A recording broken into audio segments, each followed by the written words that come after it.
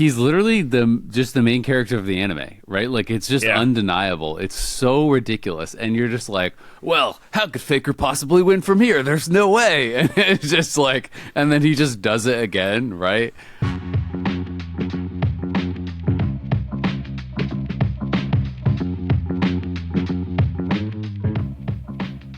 Hello and welcome back to The Dive, driven by Kia, Season 8, Episode 36. We are about to record our record-setting dive episode. We're setting the record of recording a dive podcast after Faker has won his 5th World Championship. So congratulations to us for setting that record. Some records that T1's set by winning this, the 5 times world champion. They won while having been first seed, second seed, third seed, and now 4th seed representatives from LCK, which is just kind of cool. And of course, the 2 consecutive titles without changing players is also just insane to think about. I mean, you know, Zeus joined the roster as a starter, and then they make finals every single year, 3 years in a row. Absolutely insane. Like, where is this roster going to stop with their world's accomplishments, guys? I mean, I think I said this on the desk. I tweeted it out. I think it's the greatest League of Legends roster of all time. Point blank period.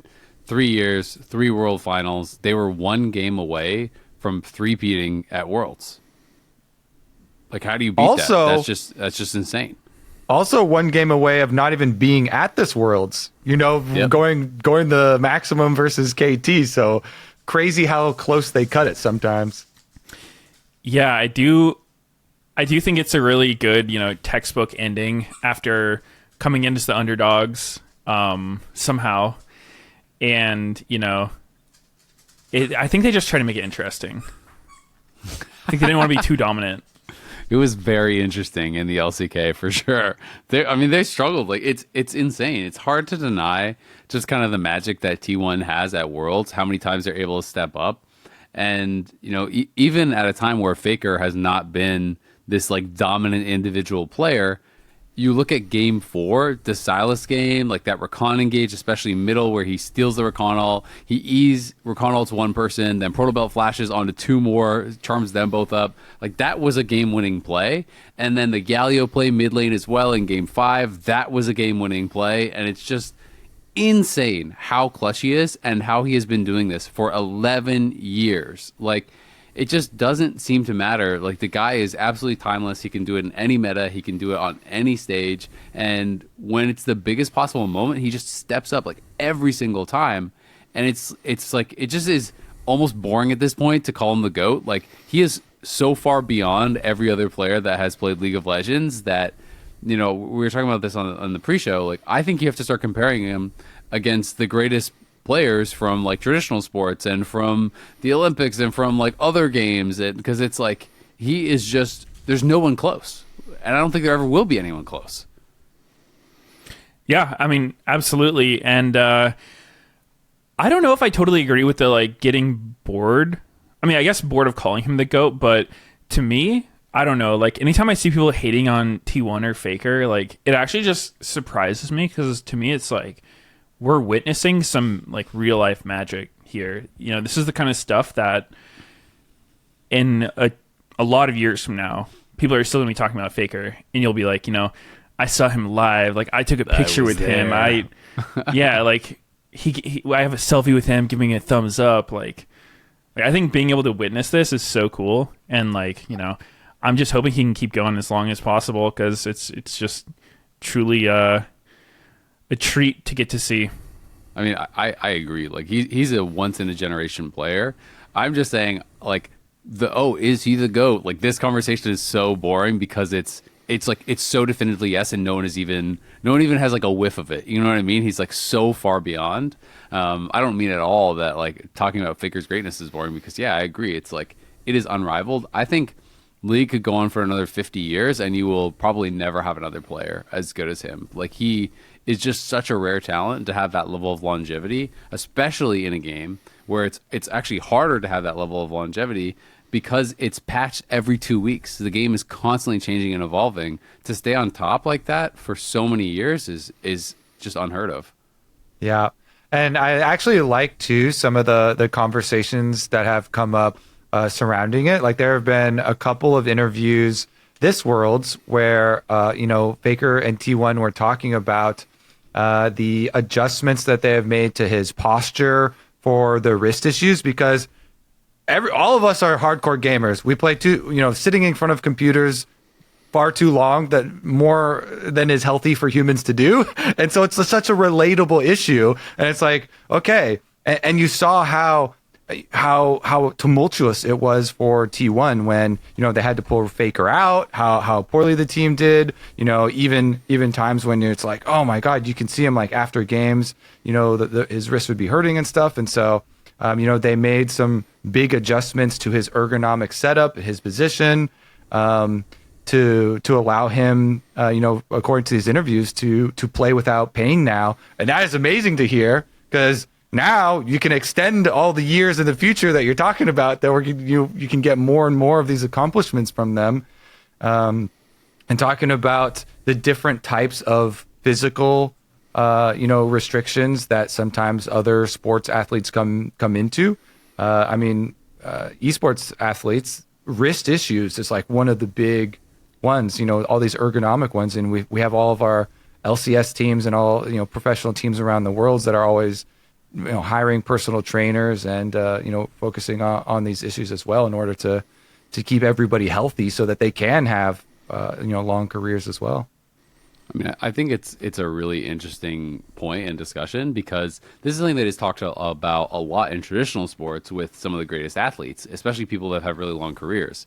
This is like a nonstop conversation these days with LeBron James. And I don't know if you guys know this already, but LeBron James reportedly spends $1.5 million a year on just taking care of his body. So diet, training, recovery is like that alone, he spends $1.5 million on between things like obviously full-time chefs, full-time trainers, like recovery coach. He has like a biomechanist or whatever to like, make supplements that are specifically designed to him. He has masseuses on staff. He has an entire gym in his house, an ice tub, a hot tub, a hyperbaric chamber, like stretching, like chiropractors, like it's just every possible thing that you could do to like get that advantage. And it's interesting when you talk about that, Kobe, because that's what makes me start to think of where it's like T1 has the golden goose, right? And you want to do everything you possibly can to extend Faker's career, to make sure he's healthy, make sure he's focused, make sure he's in as good of a possible spot as he can be. So if he wants to keep playing, he's not stopped by any sort of physical limitations. Yeah, I would be really interested to hear like what specifics he's done. I don't know if he's said that or T1 has said that anywhere because, like you were saying, a lot of gamers, I feel like a lot of us have gone through similar things where I've definitely had periods where I feel like I'm getting some like, discomfort in my wrist, or I don't know, for me, it's when I play ARPGs and I'm just like holding down the mouse button for hours at a time. I'll notice like my wrist gets really agitated and I'm like, I want to be able to play games my whole life. If I, can't, that would be really sad. So, anytime people find out, what the solutions are to that, I'm super eager to learn what they are. I want to use Faker's setup. What was the ergonomic setup that they figured out for Faker, right? Everyone's like, give me that. I mean, anything that Faker's doing seems to be working pretty well. It was a really good series. It went 5 games. Game 4 and 5 were by far the best games. So it did kind of hit like that peak at the right time. Games 1, 2, and 3, it was back and forth, but there was very little tension in the games because they were so one-sided, like as individual ones. So I was starting to feel like, man, like even if it goes this, and it's like, is it just going to be, like stomp, stomp, stomp, stomp, stomp? Because sometimes like a 3-0 can be more entertaining than a 5-game series because the 3-0 is like all super close competitive games. And sometimes you'll have a 5-game series where it's just like rotating stomps and blue side wins over and over. And that's not fun to watch. So I was so happy that game 4, game 5 became way more competitive, had that big tension when it was kind of those huge moments. And you just know that, especially in World Finals, like there is going to be that one play. And you could feel it in game 4, you could feel it in game 5, where it's getting later and later and later into the game. It was like, I don't know, I'm fried, but it was maybe 25 minutes in where it was like 3-3 or something in game 5, and you kind of just know those games are always decided by one team fight. When your first major team fight is like 30 minutes into the game, the team that definitively wins that often that's just lights out, because at the very least you're getting Baron, and sometimes it's so late in the game where you can just like, oh, we're just pushing and we're ending. Yeah. One really interesting thing with the first 3 games was the first 2 games were 18-3, and they ended at like between 27 and 28 minutes. And then game 3, like me and Stinky were co-streaming, and someone in chat called early, like literally 5 minutes in the game, they're like, this one's going to be 17-3 because Guma didn't die level 1. And then it ended up being 17-3, another 27-minute game. Crazy. We're just like, dude, like this guy read the script. Like, what is going on? Because Guma died level 1 in that same spot the first 2 games. That was so crazy to watch. I'm just like, bro, is win trading or what? I mean, the first one is a cool, like catch where, Knight Silas is able to get behind him. The second one, T1 walked into the river, right? And then they got, jumped on and flashed on. So yeah, I definitely felt bad for him for that one. And the first one, he greeted it so hard. He didn't want to flash. Yeah. So he started net and then got his net canceled and then still tried to flash and died. So it was just completely doomed. Yeah. I mean, everyone's been there. I think every single person has died like that at level 1. You really don't want to flash, and then by the time you realize you have to, it's too late. And yeah, sucks when it happens in World Finals, but that's well, league. He won anyway, so I don't think he's True. sweating it.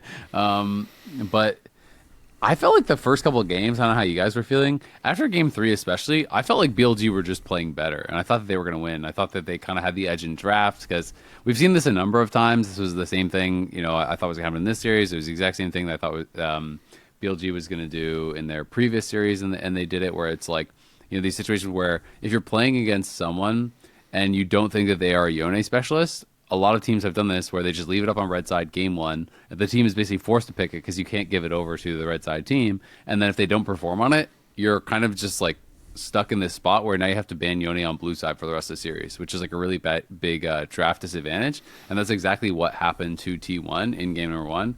Faker got Yone. He got absolutely clapped by Knight Silas in the 1v1. Like, he forced him back to base multiple times without TP. He was denying waves. It was up like 500-600 gold just like in the isolated 1v1.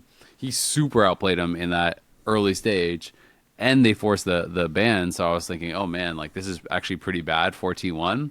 And then game 3, I thought the draft was really, really good from BLG as well. Like, they bring out Shun's Kindred, and they were super active on the map, and they did this like super early game focused stuff with the lethality, Callista, and this kind of team fighting comp with Rumble and Blitz and Knight's Galio, and like that worked too. And it just felt like it was so much about early game in these couple games, and BLG were getting the edge. I was feeling like BLG is going to win this series.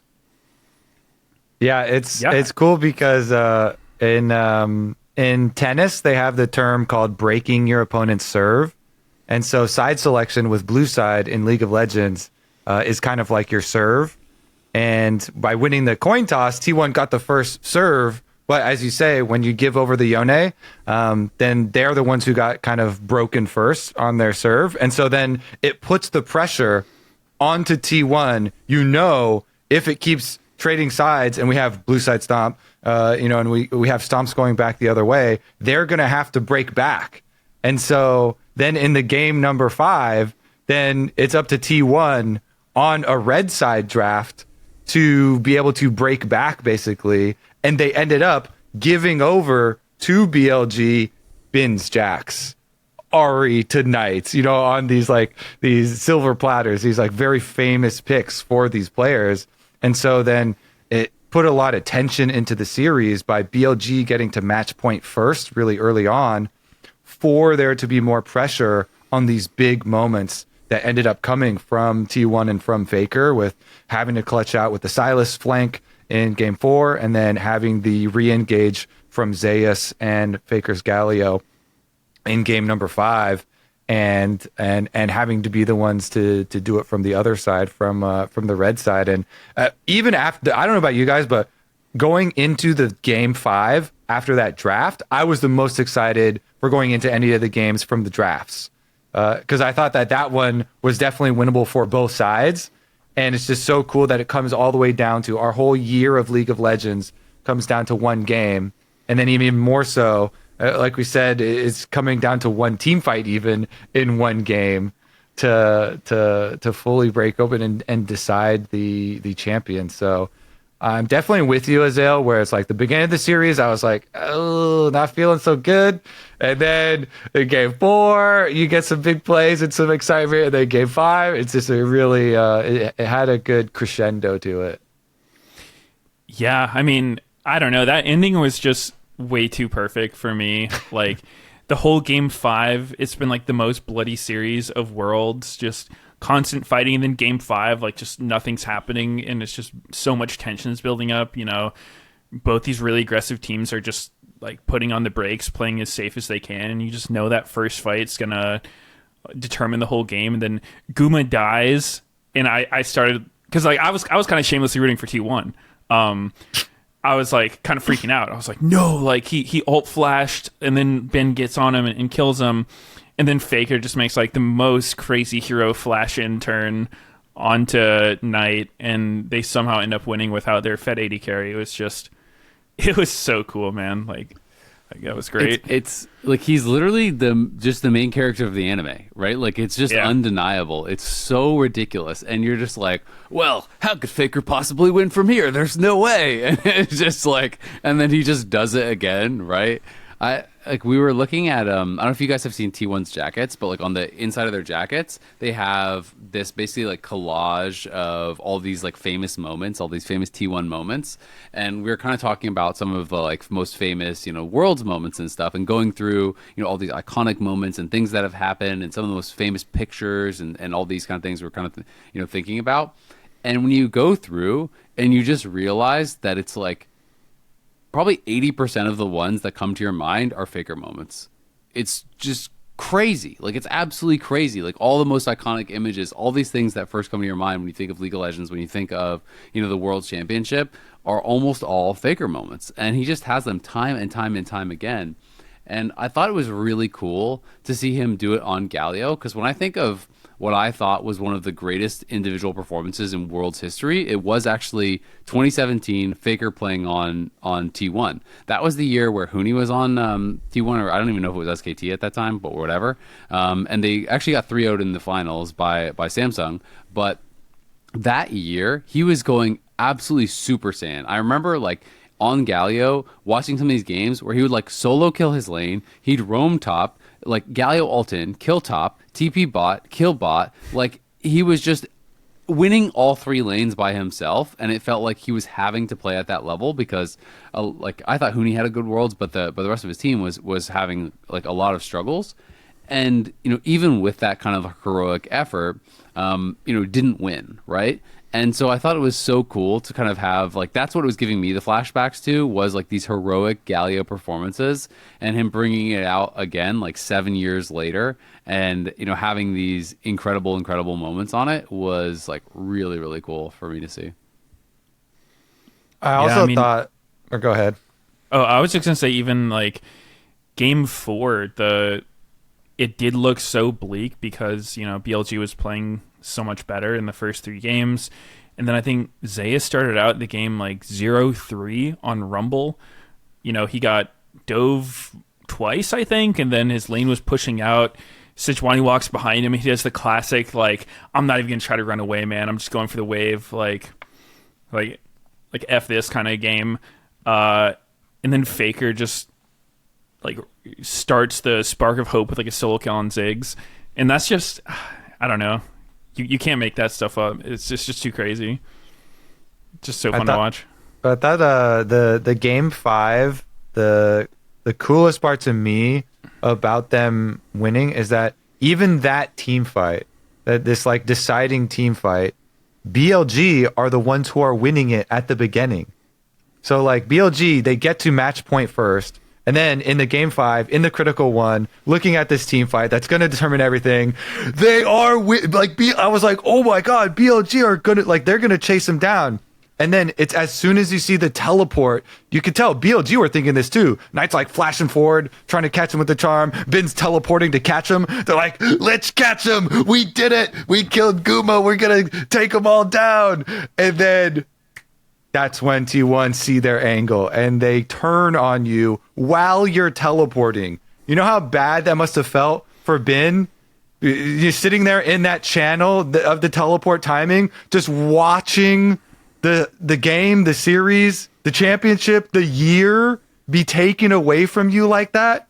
Their whole team must have just been spiking so high on adrenaline at being this freaking close to taking down the reigning champions, to taking down T1 in a world finals. Like, they were so freaking close.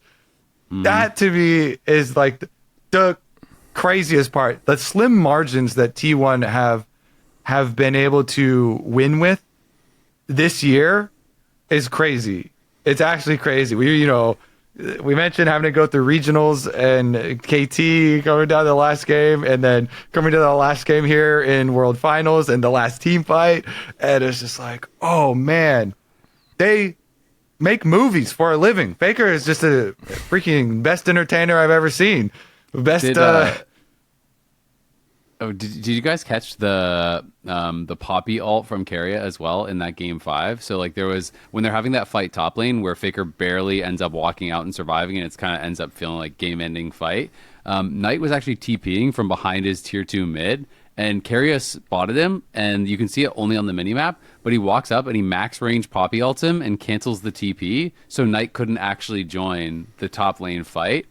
And it's like Faker lives like 1 HP and stuff, and maybe T1 would have won the game anyway, maybe, but it's like all these little things, right? And I think that is kind of what makes this roster so special, is that literally any of the 5 members can step up and just have a hero moment, a hero performance, and it's like you need that to be able to have this level of success for that long, but it is obviously undeniable that Faker is kind of like the glue that holds it together.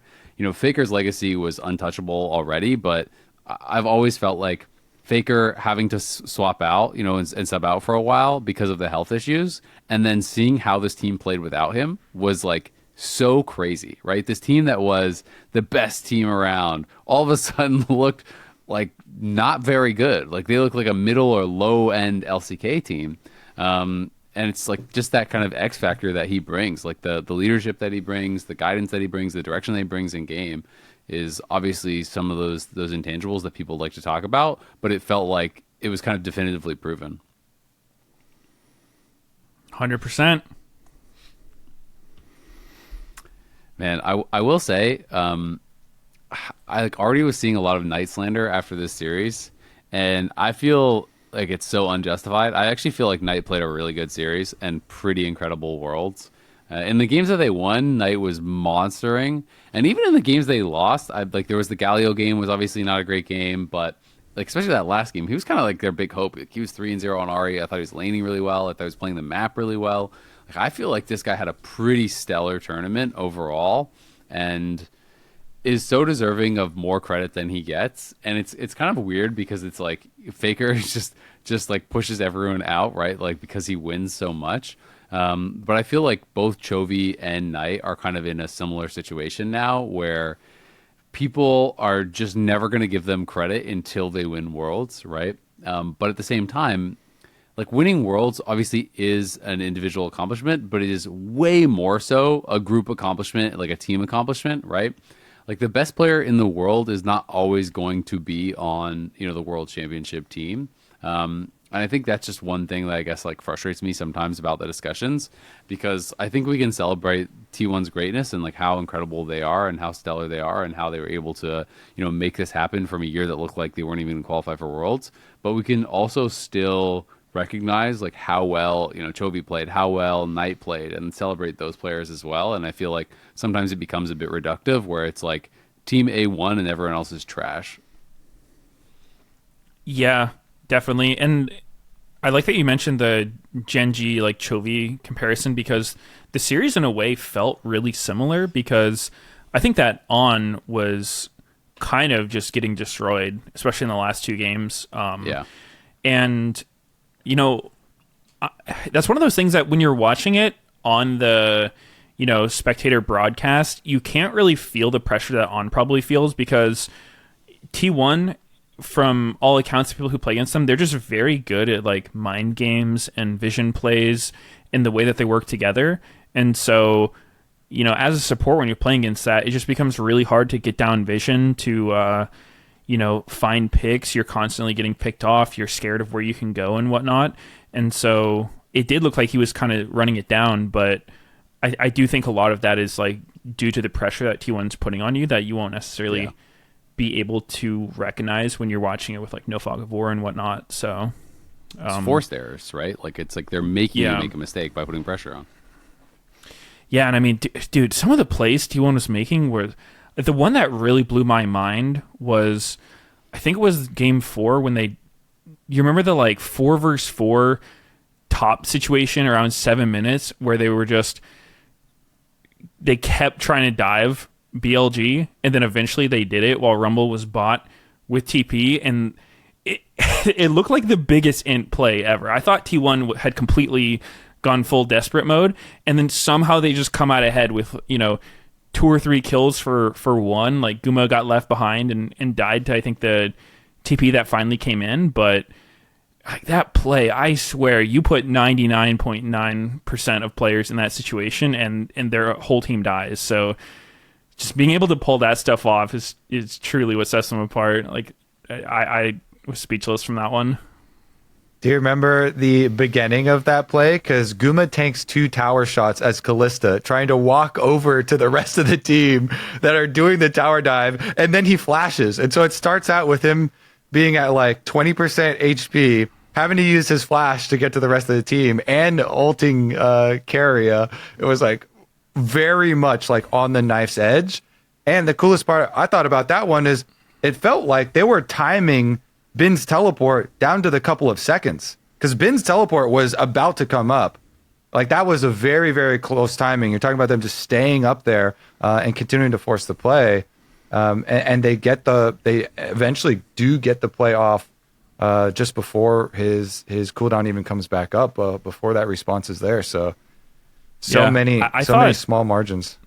Yeah, I mean, I thought both teams played really well around cooldowns, especially of summoner spells, because one thing that I was noticing just back and forth throughout the series is anytime somebody flashed, they would almost always get punished for it before their flash was back up. There was the play where I think it was Guma and Carrier just sort of like offensively flashed bot side as Ashe Renata for a couple kills. And then, a couple minutes after that, they end up getting 3 for 0 top because they were a flash disadvantage. And then, BLG used their flashes there, and then when they were like 30-second cooldown was when Faker made that crazy Silas play with the Recon ult, catching 2 people whose flashes were about to come up. And so just being able to track all that stuff, recognize when you have your windows, and then also being able to capitalize on it is just one of those things that, it's not that easy to do. You have to be able to manually track. There's nothing in game that's doing it for you. And, I think it's really hard to notice when everyone flashes, and being able to notice it. Like, you have a crazy team fight, you're like, what sums did they use? I think he flashed. I don't know. So it's so hard. I don't know. They're real diff. And those plays that T1 pull off are just so clutch. They're in these highest pressure situations that you can even think of, and they're constantly making these big plays. It just keeps on building up the mythos of this team, the legend. I mean, it's going to be so interesting, I think, to see if they actually stay together, because some of the answers I've seen are like a little bit cagey about like if they're actually going to be staying together. I know they got asked it in the press conference as well. And Guma basically, like, I'll just read the quote. He says, "I'll jump in and speak to representation. It's like this was asked if they were actually going to stay together." He says, "I do believe things related to contracts are too sensitive to discuss here. With this set of players, we've already created so many beautiful memories. I believe this is such a great roster. Personally, I think we could play together again if there was that chance. But I personally think that may possibly change depending on the opinion of each player and the thought of the team." So it's like this kind of very cagey answer. He's like, it could happen, but it kind of was making it sound like it probably wouldn't, right? Like, and I know there was already rumors that the roster was going to be breaking up last year, but now I feel like because they won back to back, obviously they won last year, so then they stayed together. And then this year, there's been so much discussion. I think we even maybe touched on this on the dive, or I can't remember if it was a different discussion, but of the LPL salaries going way down as well. So, with Ruler returning and everything, people are kind of like, well, if they win again, like surely they're not going to leave.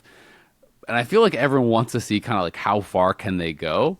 But that answer, I don't know what your guys' read from it was, but to me it was like, it kind of sounds at least like they think it's going to be breaking up. Yeah, it's hard to say. I think if I was going to guess, I would assume there would at least be some changes because I remember seeing a post on Reddit that talked about their salaries, and T1 was just all their players are making so much money on that team that it does seem somewhat unsustainable to pay that much for all those players. Plus, there might be other teams, willing to match that or maybe offer more. I don't know. And it's also the case of like how much farther can you go? They've won Worlds twice. Have basically anything other than another Worlds win is a downgrade. The Golden Road. Yeah. No one's ever done it. True. I mean that's tough though, right? Like it's insanely I don't tough. know. Yeah. Like whether they keep the roster or change it, I think it's super unlikely that any team can do that. So I just feel like got really close last year, to be honest. They did. Right. They did, but close isn't the same thing as doing it, unfortunately That's for them. true. You're right. So, yeah, I don't know. I think it would be unlikely for them to stay together. Maybe they just quit while they're ahead, but who knows? It'd be cool if they did. Yeah, it just comes down to money. I think it's probably unsustainable for money. And so that kind of sounds like what the answer that's given is. He's like, well, maybe if some of the players decide to take less money, then we could stick together. But it definitely does seem difficult. But yeah, I do hope that they stick together just because it's such a crazy story to try and continue. Continue setting records with that squad. Yeah, absolutely. I mean, it's just been so fun to watch them, right? And it's like when you have something that feels that special, you want the reason that it ends to be that it's like, okay, like they couldn't do it anymore. They need to try something different because it just feels like, oh, they don't have to, So like, what would you be leaving for that's better? But I guess we'll obviously find out, maybe in the next couple months exactly what's going to happen like that. But I mean, if they were breaking up, there are so many insanely highly sought after players, and it would be really interesting to see where everyone did end up going because that could completely shake things up, especially with Ruler coming back to the LCK. If all the T1 players were breaking up and whatever, who would go where would be super interesting to see. Yeah. All right. Shall we take a quick break? Maybe? Sure. All right. Well, I think we are going to take a quick break here, and then we're going to be back with MarkZ to talk about the LCS changes. It is going to be the LTA. We're going to talk all about it. We're going to grill him a little bit on that as well. So stick around for some more Dive driven by Kia.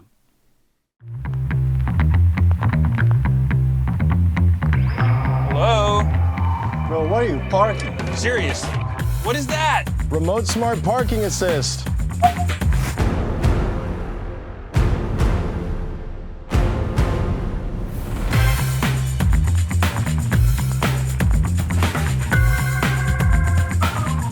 You could have parked anywhere. They could have parked there. They could have parked there. They could have parked there. Welcome back to the Dive. We are now joined by MarkZ, the man, the myth, the legend, the commissioner of the LTA. I was about to say LCS, but I stopped myself. Of the new LTA, and he's here to talk about the LTA and answer everyone's questions. Hello, everyone. Isaac and I are having to share a microphone. I got a microphone. I brought it. I was ready to be all set up, and then my hotel's like super far away. We're doing this right after finals, and I couldn't bring a bag to the finals, so all the plans blew up, and I was like, screw it. We'll just pass the microphone back and forth with me and Isaac. That was a crazy, crazy series. Yeah. First of all, Isaac already hit on it, but why don't you talk about the name of our league now? With it's pretty rare to use like the in acronyms and use the T there. I was like, huh, Well, what about like instead of LCS, it's like America's Championship League or something like that? I don't know. Maybe that's too close, and like CBLOL would get mad No. and wanted more merger, or like, what's up with the branding? Because LCS has been my whole life, Mark. Yeah, totally justified question. I think a lot of fans have it, and I think anytime you go through a rebrand of something that's beloved, it's not expected to be like super gung-ho response right out of the gate. And there's two parts to what you're talking about. There's like, why move on at all, which we can get into that one first, or why LTA, which, you know, I can go in whatever order you're more interested in, but you lead me. Start with I'm the why guest. move. Start with why move on at all. That makes sense, and then into the. Yeah. So the two biggest goals, like on a big product level with this, is we had to, you know, right size and reshape the global ecosystem going forward, which we talked a lot about the last time I was on the dive. So I don't want to retread that exact same ground. And that includes like when you make this new league, that it has a brand that speaks to what it is now. And not that the LCS couldn't, in theory, accomplish that, but it was something that had a 10, 11-year tradition. It was something that did not apply to the LATAM community, didn't apply to the Brazilian community. And going forward, as we're relaunching and reestablishing what this is, if we brought the LCS as kind of the overarching brand, that would be too much. People say, why not just the conference level? There's a lot of days that we spend in the conference level with people attached to the overall concept going forward, because when you go to international, you're not representing the LCS, you're representing the LTA, you're representing the Americas. So there's a lot of these like really difficult questions that we brought up. And our goals were make this something that is future-proofed in the sense that like it is establishing this new identity with this new structure, with the new teams, with the new communities who are joining us, and bring fans along as best we can along the way. And sometimes, you know, those two goals are going to have this mutually exclusive decision point where like for the existing fans, the LCS means a lot more. But going forward to the other communities and also for new fans to reignite interest, because the LCS has been around for a long time. There's some people who churned, people who didn't tune in before, whatever. Now it's this new thing to hopefully reignite some interest as well. So we're trying to hit a number of things with that, and that's why we decided to move on. So I'm kind of curious on that. Are you at all concerned? It felt like positive sentiment was really building for the LCS. Are you now concerned about losing some of that momentum and some of that growth that we've been experiencing? Because, you know, it feels like even when there's a schedule change or like any slight change, it can be really hard for people to be aware of it. So is there concern about that? People see LTAs on Twitch. Well, what the hell is that? Like, I don't know what that is. Like, you know, just don't click on it.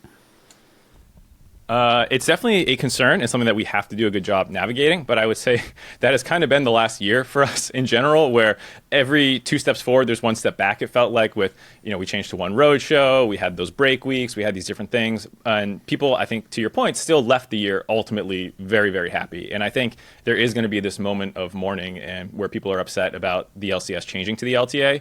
And I think we'll do what we did this year, where while that might be something that feels like a step back for some of them, once they see the LTA, once they're actually in the season and they're enjoying their players, the teams, the new cross-conference stuff, like all these moments, I think we'll reignite that interest in fandom. So I'm not super concerned about it beyond like, this is our job, is to put a really compelling product in front of fans and convince them that it's worth their time. And that's what we're going to do.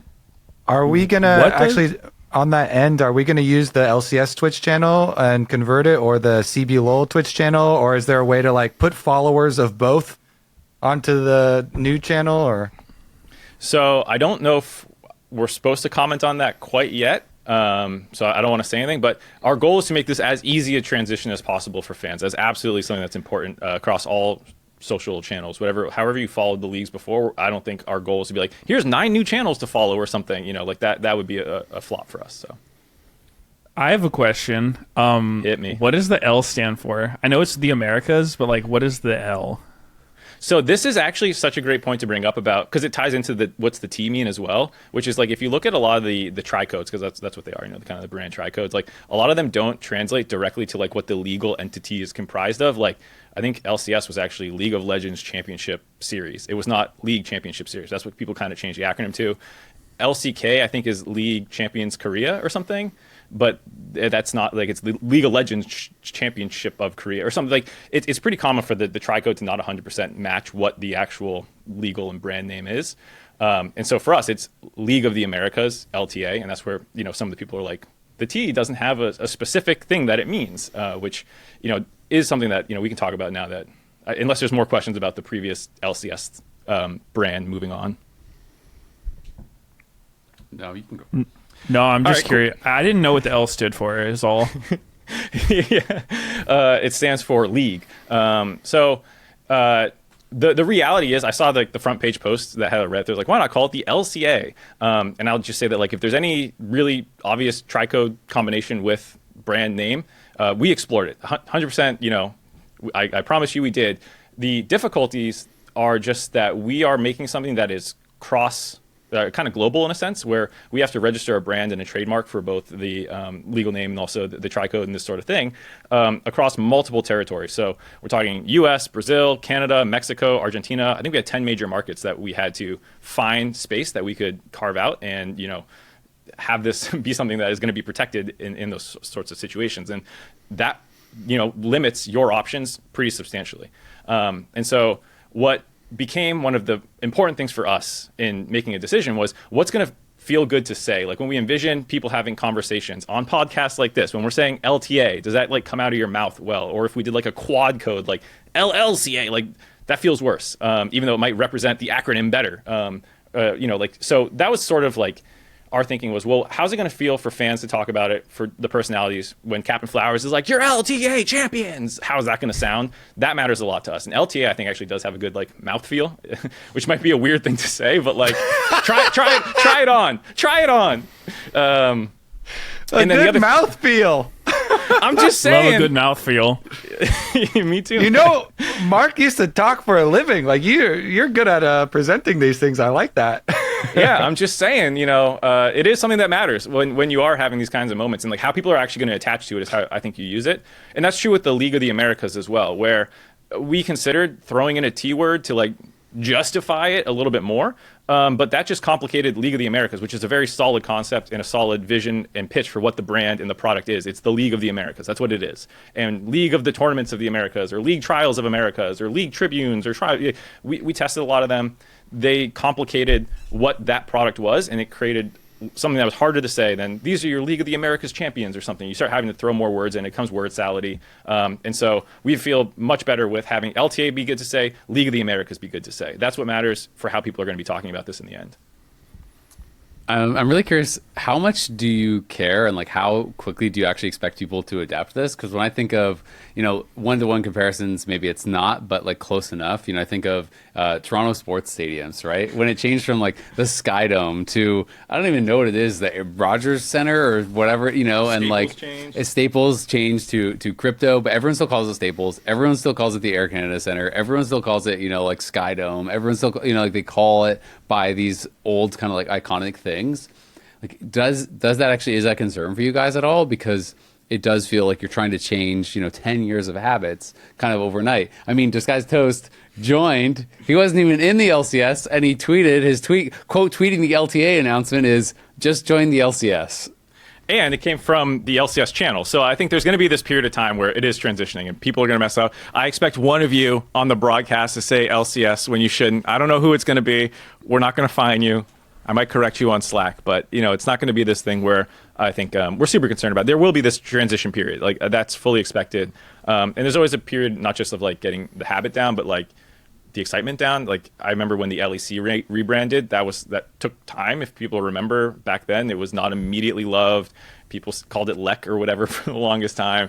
And like, you know, eventually that changed, and they put a really good product forward, and that's what matters. They didn't just rebrand and slap a new name and logo on something. They actually like really changed up their content, their approach, and all these things. And their teams performed internationally, and suddenly no one cared. And it was actually loved as well. And Carlos is, my boss, is talking about similar things in the CBLOL when they initially announced it. It was 5 letters long. What the hell is this? You know, this doesn't make any sense. And now, you know, that the CBLOL is also getting sunset as a brand, you know, people are upset about that. And so that's just, I think, a natural thing where you hear something the first time, it doesn't immediately resonate with you. You build memories, you build experiences, it starts meaning a lot to you, and, you know, then you become attached. And that's a pretty natural and I think healthy life cycle. Wait, so how LTA is both like the North and South America? They're both so LTA? LTA North and LTA South, and the overarching brand is the LTA. And that was kind of what I was touching on about like not keeping the conferences LCS in this, because it would suddenly have like a really incohesive brand when you're like, what did the logos become? What do the names become? The B means Brazil, but now there's LATAM teams playing there. There's like all these things that would have made it, I think, in the long term, a harder thing to wrap your mind around for new fans who come in and like, what is this? Well, now it's just the LTA, and it's just the LTA North and South. It's not 3 separate brands. I have a question. So, you're saying how at Worlds we wouldn't be representing the LCS or CBLOL, so like that's why it is that. When we go international, are the former LCS teams now representing LTA North, or is it just everything is just kind of considered in the same token, right? Because when people talk about regional strength, right, is LTA North and LTA South being judged as one true region in that way, or are we actually judging more conference strength, even though we're technically one region, right? Because historically, CBLOL has done very differently than the LCS. Don't look at this year's Worlds results in that sentence, because 100 Thieves had some struggles, our 3rd seed. So from a global perspective, Americas is one region. So we have 2 conferences, but that is not like reflected on the global stage. So when we send our teams to international events, that is the Americas. That's why we send 1 team in Split 1 and Split 3. We're going to send 1 from each conference as well, and same for Split 2.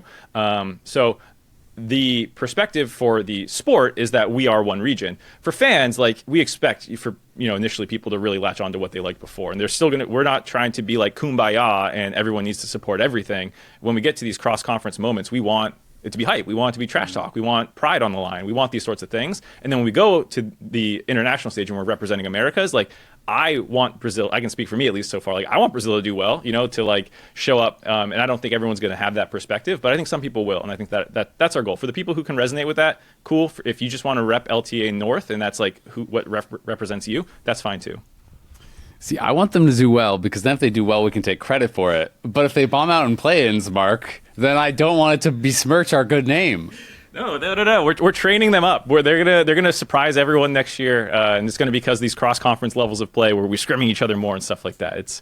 They're already on the right track. They Rainbow Seven beat us this year, and then Pain beat them. So I don't know. It felt like play-ins was a very nice appetizer for what's coming next year, I hope.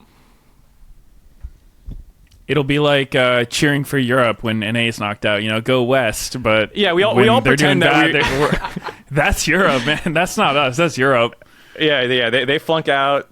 No association. They do well. Yeah, hell yeah, G2, the West. Let's go. Yeah, I think it'll be very similar energy. Okay. To that end, because last time you were on this podcast and we were talking about the original changes, and we were all very cognizant of there being a guaranteed North Conference slot for Worlds and a guaranteed South Conference slot, and then this 3rd slot is up for grabs. Is it always going to be that way, or is the like, oh, we're training them up? When is it like, all right, the gloves are off, everyone's trained up, fair fight? When does the training arc end? Exactly. When's the training arc over? So 2 things. One, we're good to move on from brand. I just want to make sure there's nothing lingering, and before we get into like format, some of these. We're all aligned. The mouthfeel is great. Yeah, great mouthfeel. Great mouthfeel. I expect that to be the number one comment. It tastes good going down. Anyways, moving on. Moving on. Should I have my snack right now for no particular reason? Guys, how does the mouthfeel of the banana compare to the LTA, Kobe? I'm hungry because we just finished the World Finals, but I'm gonna wait to eat.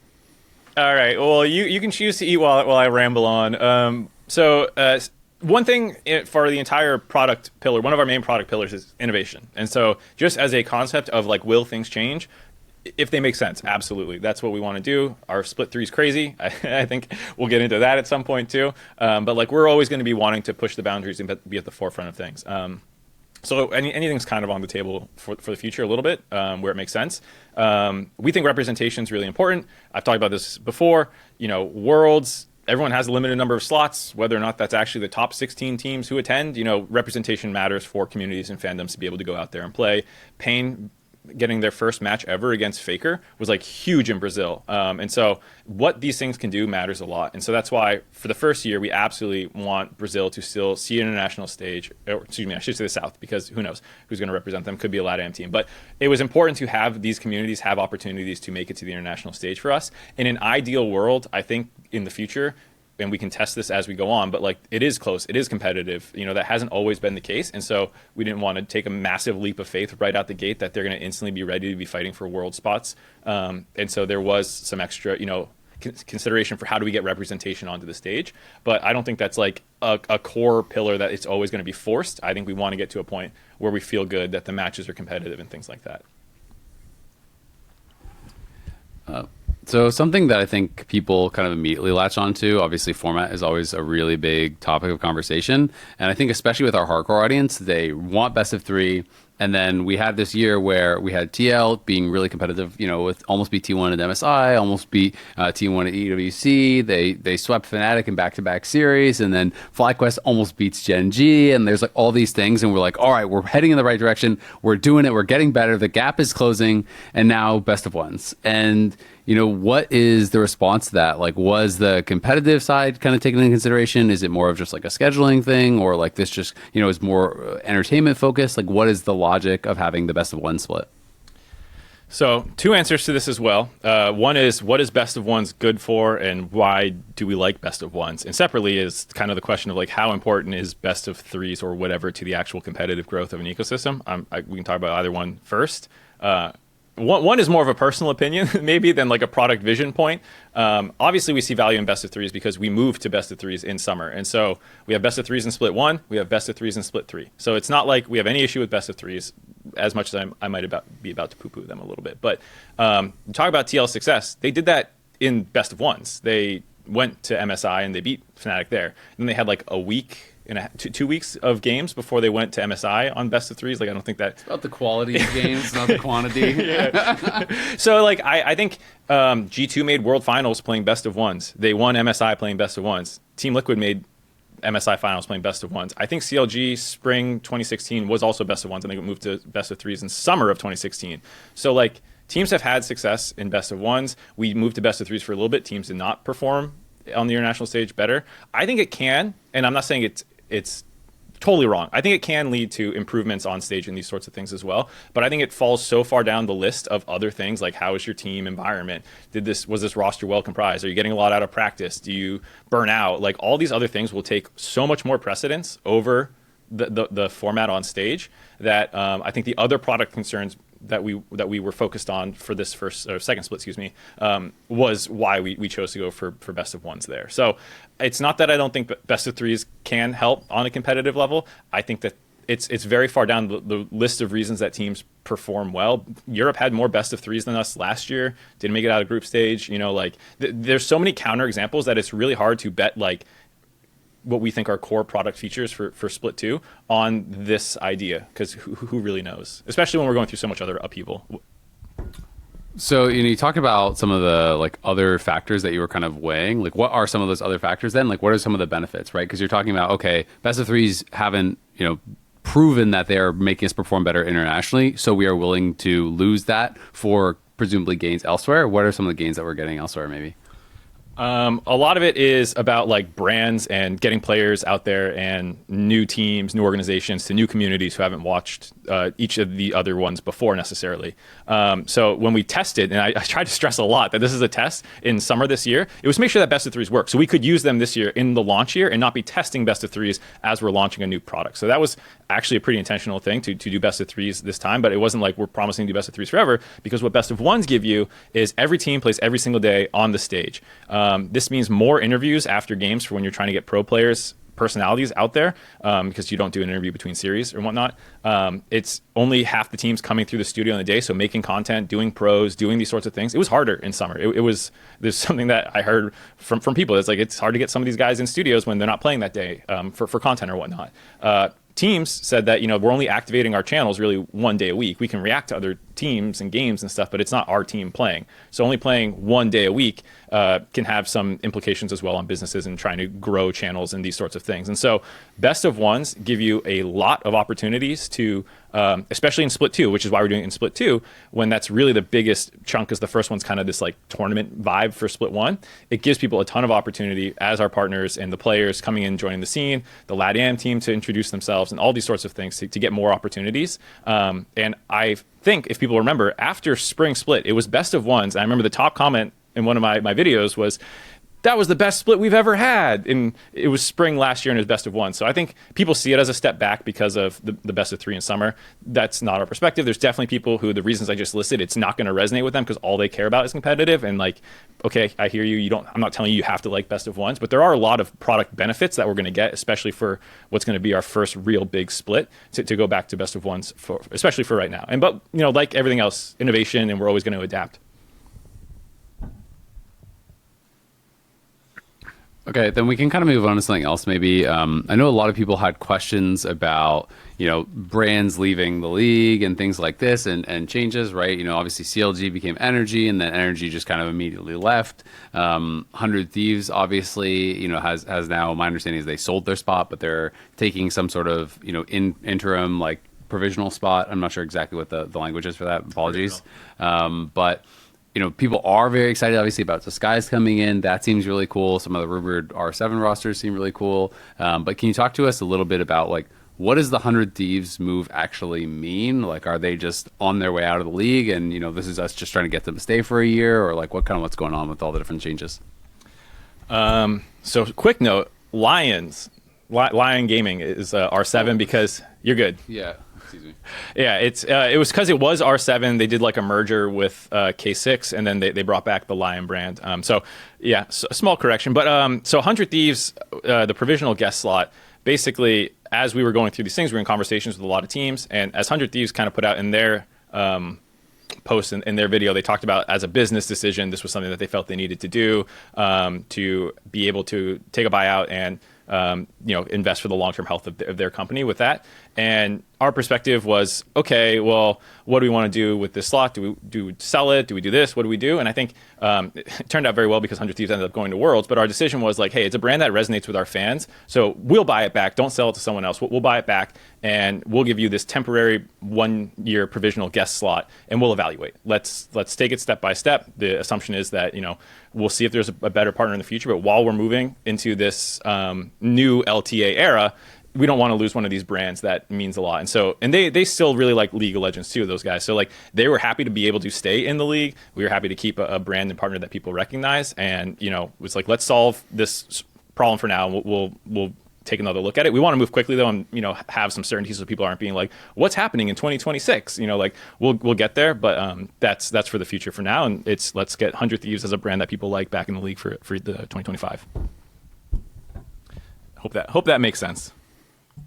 So I've seen a lot of fans be pretty supportive of promotion relegation and actually wanting that back. So there is some angle where people are kind of happy when they hear about like Riot buying back slots and thinking about, is this going to be a trend towards the LCS moving back towards more promotion relegation, like high stakes games? And so I guess my question is, since apparently, Riot's already like, okay, we're buying extra couple slots back. Is there intent to buy more of the slots back and progress more towards this way? Or, incorporate more like promotion, relegation, elimination types of high stakes matches? Because those in the past have had some of the, biggest community reactions. Yeah, I think a lot of us have fond memories of the pre-franchise era days where how crazy things got, but the franchise era gives a lot more stability for teams and stuff. So our goal is to not keep opening up the market because you never know if you're going to get like a bad partner and it becomes like a bit of a crapshoot when you have that. And so our goal is to have someone that is committed long-term to the league and is a good partner. And rather than try and rush that process in summer, that's kind of one of the reasons that we took our time with 100 Thieves and found this kind of temporary solution. The goal is to find another permanent partner or figure out some permanent solution for that slot and keep just the one promo rel slot in the league.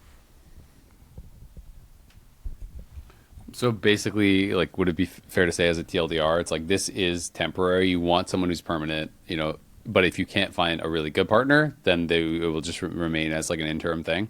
I don't think we're ready to say like if we can't find a good partner because we've had some conversations already. There's interest expressed. It was all this stuff, but it was more timeline and making sure that like we have this and we have the opportunity to field all options and not just pick the first thing that we see or second or whatever. So we wanted to not rush anything, but the goal is permanent and we will see how things land. But that is the goal for sure.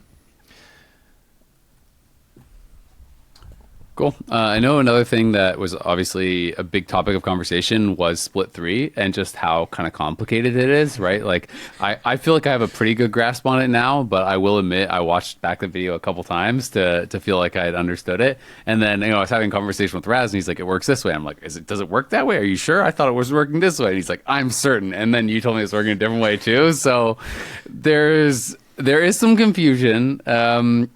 Why such a complicated format? What is it that you think it's really going to do for us? And do you think people are just like maybe going to be able to understand it once they see it, kind of thing? Before I answer, Meteos and Kobe, what were your thoughts when you saw it in the video? Did you like get it, or did you do the Azael rewatch 5 times and you feel good now, or are you still like I'm lost? I don't know. I'm pretty lost. I don't really get it. I was mostly looking at, and I was like, there seemed to be a lot fewer best of 5s than I was thinking there was going to be, like on the pathways, for people to qualify and stuff. So yeah, I was a bit as well. That was something I saw too, was number of best of 5s. If you look at the number of best of 5s, it's actually not super different. Like the LTA champion will win 3 at least, which is the same actually right now. If you're qualifying in summer, if I'm not mistaken, through playoffs, you have to win. You win 3. And same thing here. If you go in the top, you have to win 3 best of 5. So if you actually, it's just broken out in a way that I think, understandably, as the first glance, it's not the most intuitive thing.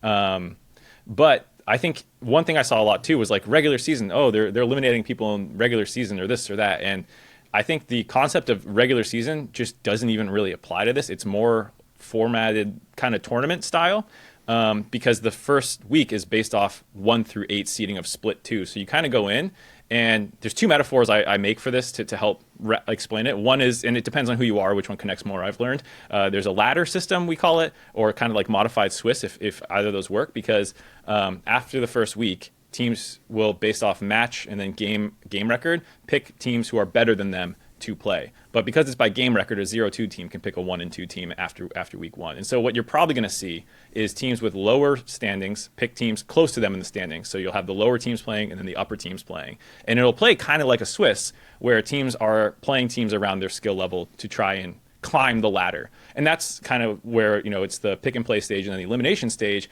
After this kind of positioning of 3 weeks, the lower tier teams on the ladder start getting chopped off as you go up.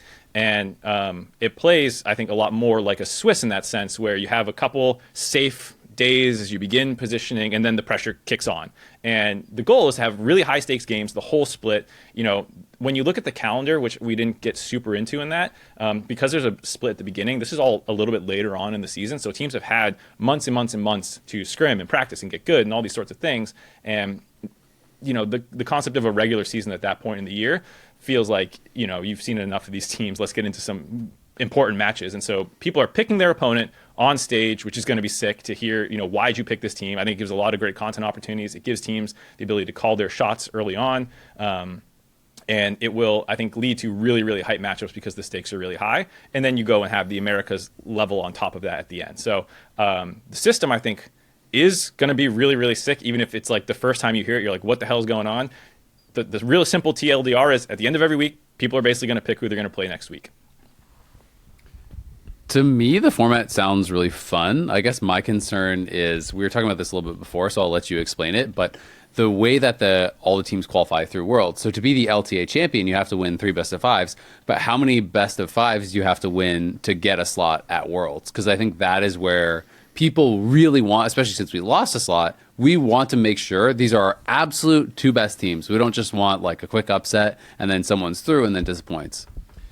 Definitely agree. So I think much like Swiss systems, these are pretty high stakes games. Like people aren't going to be effing around and like drafting random stuff. I think so. I think it is pretty good at finding your top teams pretty quickly. That best of 5 will qualify from there, but they will have played a lot of high stakes games. And one thing which is in that graphic, which it's dense, in there is that the team that wins in week 5 is in there, and then the 3 other teams, it's based off record, who's the highest placed team that will then move up to challenge them for that best of 5 slot, and the other one is an elimination match. And then, so your 1 seed, I'm pretty confident will be your 1 seed. You can even have a week 6 rematch from week 5. There's like a lot of like little nuances in there to make sure that that final qualification match should be your best 2 teams for sure, and they should have already proven it through the 5 weeks before, as well as the fact that Split 2 is beginning this whole process with seeding and whatnot. So I'm pretty confident, and again, we'll adjust and adapt everything. But like once we see this play out one time, I think people will be pretty certain that, hey, the best 2 teams were playing in that match. If you look at how regular season placements stack up compared to postseason placements, they're usually pretty accurate. Like C9, TL, FlyQuest for most of the year were our top 3 teams, and they played a lot of really hype matchups. So I'm pretty sure that you'll be getting that kind of there as a qualification match. One question I have is, so you said the lower seed team chooses their opponent. Is there any concern for teams like not trying to win to get better seeding or whatnot? Maybe you feel like you'll have a better chance if you lose to get your next match choice. Like, is there any consideration for that kind of like weird dynamic? Yeah, so that... Sorry, I should have said this in the beginning because, like I said, it's complicated. So I left out one detail, which is in week 4 and week 5, when it's the elimination matches, between those upper and lower groupings, the highest seeded team in those will then pick their opponent. So you still want to stay as high on the ladder as you can. You're not really going to get anything in the long term by losing on purpose, because then some other team is going to have to pick you, or you're going to get picked against or something. So if you want to have control of your destiny, just win is kind of where it's going to come down to.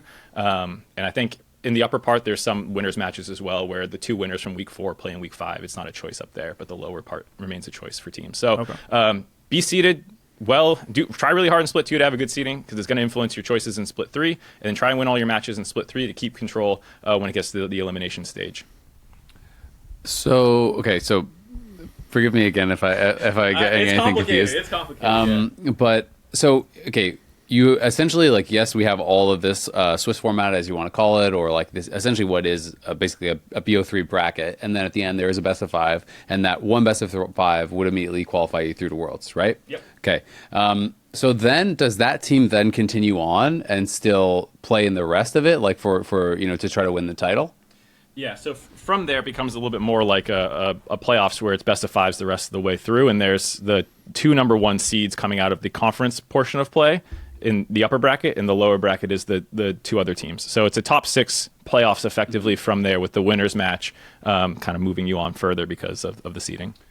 So then, let's just say it's FlyQuest, right? And FlyQuest and TL play. FlyQuest, wins the BO5, so they've claimed their world spot, but then they go on and they also win LTA, right? And so they are then champion. So then who becomes the secondary world slot for NA? Because normally that qualification match would have been that first best of 5, but now it's, I assume, null and void? So if they lost that the world's qualifying series up there, they're going to be in the lower bracket of the playoffs, and the last world seeded team will be coming through there, because there'll be one from the south, one from the north, and then the 2 and 3 seed from each fighting over for that last spot. And that team can also still win the championship. It is at that point just a playoffs. It's just that the world's qualifying part happened earlier, and that's not even like an official, like, we hand it there. It's because of how the bracket plays out from there. The lowest that a team could place after winning that is third place. Yep.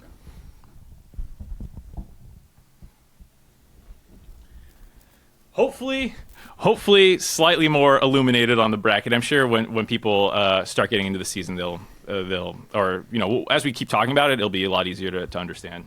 Yeah, I mean, honestly, I don't think it's that complicated when I watched it. I mean, I think that the way it is presented seems really, really complicated, but my understanding is essentially at the end of the day, you can't rematch the same opponents. So it is basically single round robin, best of 3, culminating in the top ranked teams being able to choose their opponents and stuff, and a best of 5, right? And it's like, to me, when I thought about it in that way, it's very easy to understand. It's just that the schedule is essentially being reordered based on the team's choice, right? Based on the matches that they want to face at that time.